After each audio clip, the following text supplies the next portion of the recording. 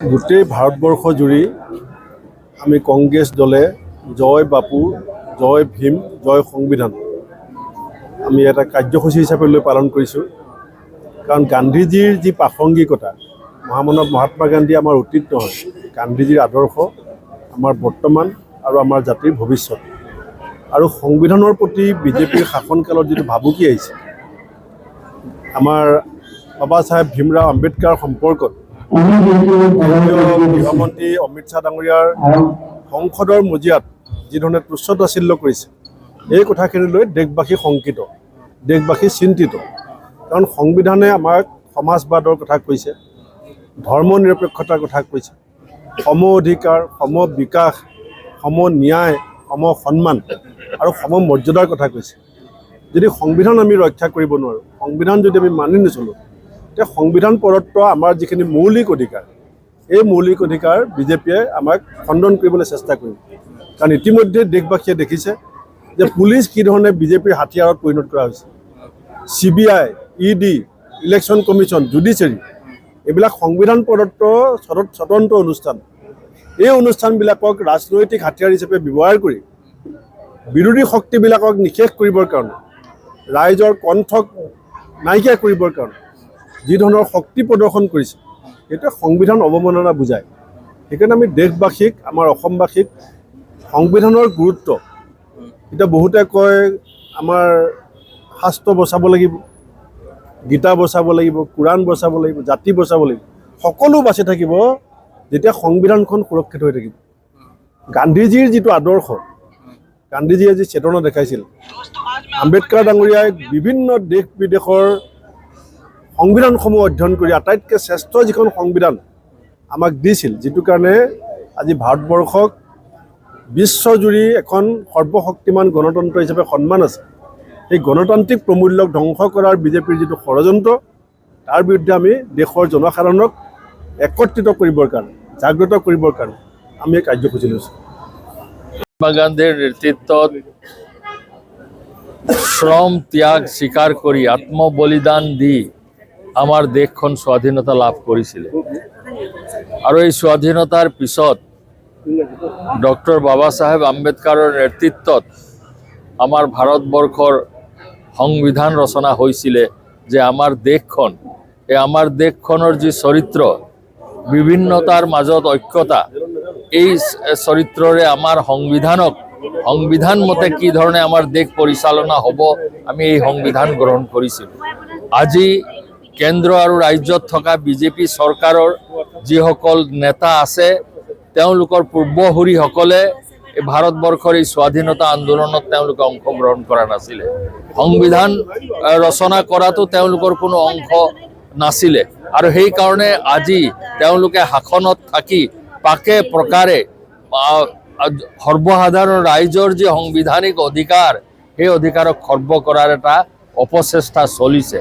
তাৰ বিৰুদ্ধেই আজি ভাৰতীয় জাতীয় কংগ্ৰেছে গোটেই ভাৰতবৰ্ষতে যে সংবিধান, যে আমাৰ ত্যাগৰ, ভাৰতবাসীৰ ত্যাগৰ ফলস্বৰূপে দেশখন স্বাধীন হ'ল, সংবিধান পালোঁ, সেই সংবিধানক ৰক্ষা কৰা আমাৰ পবিত্ৰ দায়িত্ব। আৰু সেই সংবিধানে দিয়া আমাৰ অধিকাৰ, যি চিন্তাৰ অধিকাৰ, স্বাধীনতা, আমাৰ উপাসনাৰ যি স্বাধীনতা, বিভিন্ন জাতি জনগোষ্ঠীৰ মাজত যি অধিকাৰ, পিছপৰা শ্ৰেণীৰ মানুহৰ যি অধিকাৰ, সেই সকলোখিনি আমাৰ সংবিধানৰ দ্বাৰা দিয়া হৈছে। আৰু সেইখিনিকে যাতে আমাৰ ৰাইজে ভালকৈ বুজি লৈ এই বিজেপি চৰকাৰে তেওঁলোকৰ সংবিধান প্ৰদত্ত অধিকাৰবোৰ খৰ্ব কৰিছে, তাক যাতে আমি গণতান্ত্ৰিকভাৱে প্ৰতিহত কৰিব পাৰোঁ, তাৰ কাৰণে আমি সৰ্বসাধাৰণ ৰাইজক আহ্বান জনাইছোঁ। আৰু সৰ্বসাধাৰণ ৰাইজে এই দেশখনৰ মালিক, সৰ্বসাধাৰণ ৰাইজে হৈছে এই সংবিধান ৰক্ষা কৰাৰ ৰক্ষক। সেইকাৰণে সেই দায়িত্ব আমি প্ৰত্যেকজন নাগৰিকে পালন কৰিব লাগিব। আৰু সেই কথাকে প্ৰচাৰ কৰিবলৈ কংগ্ৰেছ দলে আন্তৰিকতাৰ চেষ্টা কৰিছে। হ'ব, পঞ্চায়ত নিৰ্বাচন পিছুৱাই দিয়াৰ কাৰণে গ্ৰামাঞ্চলৰ যিটো উন্নয়ন আৰু উন্নয়নৰ কাৰণে আবণ্টিত ধন অব্যৱহৃত হৈ পৰি আছে। প্ৰায় 1100 কোটি টকা যদি অতি শীঘ্ৰে পঞ্চায়ত অনুষ্ঠিত কৰি পেলাই এই টকাখিনি নিৰ্বাচিত প্ৰতিনিধিৰ জৰিয়তে ব্যৱহাৰ কৰিব নোৱাৰে, টকা ঘূৰি যাব। কাৰণ সেই টকাখিনি দিওঁতে চৰ্ত আছে যে কেৱল পঞ্চায়তৰ নিৰ্বাচিত প্ৰতিনিধিয়ে সেই প্ৰায় 1100 কোটি টকা খৰচ কৰিব পাৰিব।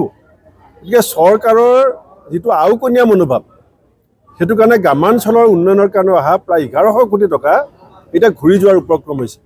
আমি এইটো কেতিয়াও কোৱা নাই যে পৰীক্ষা বন্ধ কৰি ইলেকশ্যন পাতক, কিন্তু যদি পৰীক্ষা শেষ হোৱাৰ লগে লগে চৰকাৰে পঞ্চায়ত ইলেকশ্যন ঘোষণা নকৰে, অসম প্ৰদেশ কংগ্ৰেছ কমিটি ন্যায়ালয়ৰ দ্বাৰস্থ হ'ব। কাৰণ ৰাইজৰ গ্ৰাম্য বিকাশৰ স্বাৰ্থত এই পঞ্চায়ত নিৰ্বাচন পাতিবৰ কাৰণে ন্যায়ালয়ৰ দৰজাত টুকুৰিয়াই হ'লেও আমি চৰকাৰক পঞ্চায়ত পাতিবলৈ বাধ্য কৰিম। সমষ্টিৰ নাজিৰা ব্লকৰ কাৰণে জয় ভীম, জয় বাপু, জয় সংবিধান এই শীৰ্ষক অভিযান আৰম্ভ কৰিম। আমাৰ প্ৰদেশ কংগ্ৰেছৰ সভাপতি ভূপেন বৰা ডাঙৰীয়া, প্ৰাক্তন সভাপতি পৱন সিং ঘাটৰ ডাঙৰীয়াৰ নেতৃত্বত আমি এটা পদযাত্ৰা কৰিলোঁ আৰু আমি আগন্তুক সময়ত আমাৰ গোটেই সমষ্টিতে এনেকুৱা কাৰ্যসূচী ল'ম বিভিন্ন ব্লকত। আজি একমাত্ৰ নাজিৰা ব্লকৰ অধীনত আমাৰ 13খন পঞ্চায়ত আছে। এই 13খন পঞ্চায়তৰ আমাৰ কৰ্মীসকলক লৈ কৰ্মী সভা কৰিছোঁ। আৰু আপোনালোকে জানে দেশৰ গণতন্ত্ৰৰ প্ৰতি বৰ্তমান ভাবুকি আহি গৈছে, সংবিধানৰ প্ৰতি ভাবুকি আহি গৈছে। সুপ্ৰিম কোৰ্টৰ উচ্চতম ন্যায়ালয়ৰ ন্যায়াধীশসকলে কৈছিলে যে দেশত গণতন্ত্ৰ বিপদাপন্ন, তেওঁলোকৰ যেনেধৰণে স্বতন্ত্ৰভাৱে কাম কৰিব লাগে সেই কাম কৰিব পৰা নাই। সুপ্ৰিম কোৰ্টৰ জাজসকলে কৈছে ED, CBI এইবিলাক শাসকৰ বহতীয়া হৈ গৈছে আৰু তেওঁলোকক ভাটৌ চৰাই নিচিনাকৈ সজাত থকা ভাটৌ চৰাই নিচিনা ব্যৱহাৰ কৰা হৈছে, তেওঁলোকৰ স্বতন্ত্ৰতা নাই। ঠিক তেনেকৈ নিৰ্বাচনী আয়োগৰ যি স্বতন্ত্ৰতা সেয়াও এতিয়া আইন সংশোধন কৰি নাইকিয়া কৰা হৈছে। আমি বিভিন্ন সময়ত কৈ আছোঁ যে নিৰ্বাচনত বিভিন্ন ধৰণৰ অনিয়ম হয়, সেই অনিয়মখিনি ঢাকিবলৈ নিৰ্বাচনী আইন সংশোধন কৰা হৈছে। মহাৰাষ্ট্ৰত 4 মাহৰ ভিতৰত ৭৪,000 ভোটাৰ বৃদ্ধি পালে। কেনেকৈ বৃদ্ধি পালে, কেনেকৈ সন্ধিয়া 5 বজাত যেতিয়া ভোটগ্ৰহণ পৰ্ব শেষ হয় তাৰপিছত কেনেকৈ লাখ লাখ ভোটাৰে ভোটদান কৰিলে, সেই কথাবিলাক আমাক আজি ক'ব নিবিচাৰে। আৰু সংবিধানত যেনেকৈ আমি কৈছিলোঁ যে আমাৰ এটা সমতা হ'ব লাগিব, সমাজবাদ হ'ব লাগিব, ধৰ্ম নিৰপেক্ষতা হ'ব লাগিব, আমাৰ ন্যায় হ'ব লাগিব, এইখিনিৰ পৰা যেন আজি বহুত অঞ্চলত চৰকাৰীভাৱে বহুত লোকক বঞ্চিত কৰিব পৰা বিচৰা হৈছে। আৰু কোৱা হয় যে যদিহে এটা বিশেষ ৰাজনৈতিক দলক ভোট নিদিয়ে তেতিয়াহ'লে ভোটাৰবিলাক পাকিস্তান যাব লাগে। আকৌ কোনোবাই কয় যে যিখন সংবিধান 1949 চনত বাবা চাহেবে আমাক গ্ৰহণ কৰিলে, আমি দেশৰ জনগণে গ্ৰহণ কৰিলোঁ 1949 চনত। আৰু তেখেতসকলে কয় যে এবছৰ আগত ৰাম মন্দিৰ নিৰ্মাণ হ'ল, যেতিয়া সম্পূৰ্ণ হ'ল সেইদিনাখনে বোলে আমাৰ দেশত বোলে দেশখন স্বাধীন হ'ল। এইবিলাক কথাৰ অপপ্ৰচাৰৰ পৰা ৰাইজক আমি সচেতন কৰিব লাগিব, সজাগ কৰিব লাগিব। আৰু কংগ্ৰেছৰ নেতৃত্বত, মহাত্মা গান্ধীৰ নেতৃত্বত যেনেকৈ দেশৰ স্বাধীনতা আন্দোলন হৈছিল, তাৰ পৰৱৰ্তী সময়ত খাদ্যৰ অধিকাৰ, আমাৰ স্বাস্থ্যৰ অধিকাৰ, শিক্ষাৰ অধিকাৰ, কামৰ অধিকাৰ, এই গোটেইবিলাক অধিকাৰ কিন্তু কংগ্ৰেছে আইন কৰি দিছিলে। সেই কথাবিলাকৰ পৰা এতিয়া জনগণক আঁতৰাই ৰাখিব বিচৰা হয়। তেওঁলোকক 10 তাৰিখৰ দিনাখন কিছুমান বিনামূলীয়া বস্তু দিব বিচৰা হয়, যাৰ অৰ্থ হ'ল যে বিনামূলীয়া খাদ্য নাপালে কিজানি আমাৰ দেশৰ নাগৰিকৰ অৱস্থা বেয়া হৈ যাব। আৰু যিসকলে কাম কৰি খায় তেওঁলোকৰ কাৰণে কোনো আঁচনি নাই, নিবনুৱাৰ কাৰণে চাকৰি নাই।